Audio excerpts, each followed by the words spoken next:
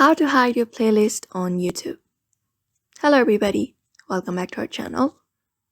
In today's video, we are going to learn how we can hide up our playlist on YouTube. So without any delay, let's just jump right into the video. So if you want to hide your playlist on YouTube, you can just follow up this method, which is super easy and simple. So let's just get ahead with it. Go ahead and open up your YouTube, and you can head over to your bottom right corner and open up your playlist section from here. Go to view all, and you'll be finding your playlist. So the thing you need to do is head over to your playlist,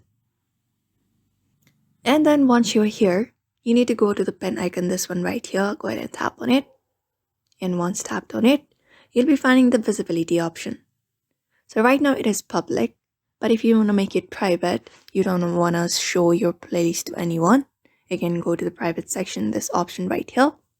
After that, save the changes, and once that is done, your playlist will be hidden from other people and only you will be able to view your playlist. So therefore, that is it. This is a very simple method you can apply up in order to hide your playlist as well.